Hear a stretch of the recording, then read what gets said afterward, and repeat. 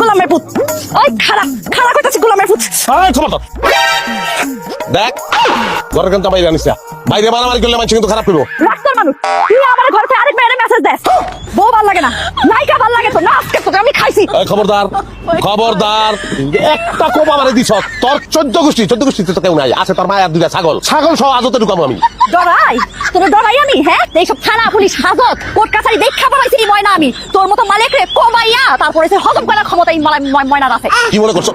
দেখছেন ওই যে দেখেন হাতে দাও ওই যে হাতে দাও আমার কোপাইবো আমি প্রোটেকশনের লিগা এই যে এইটা হেনে পাইছি নালে ততক্ষণ আমার কোপাইয়া মারি আলতো দেখছেন আমের সামনে কেমনে ঝগড়া করতেছে এরা ওই তোকে কি মান সম্মান লজ্জা শরম কোনো কালি হইব না সারা বছর ঝগড়া করতে হয় চেয়ারম্যান সাহেব একদম কয়ে দেন একদম তেল বেরিয়ে যাতে না করার তুমি চুপ করো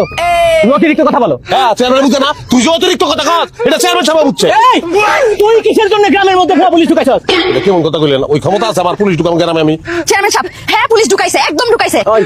তোকে আমি লাস্ট ওয়ার্নিং দিয়ে দেখেছি ভালো হয়ে যা কইলাম জামাই বউ তো সারা বছর ঝগড়া করেছি এখন আবার আসামি পুলিশ খেলা শুরু করছিস তাই না মরতে মরতে যে তোরা কেন আমার গ্রামে এসে মরছস এইটাই আমি বুঝি না আপনার এগুলো পছন্দ করে ভোটটা দিয়েছিলাম আমরা ভোটার এটা মনে রাখেন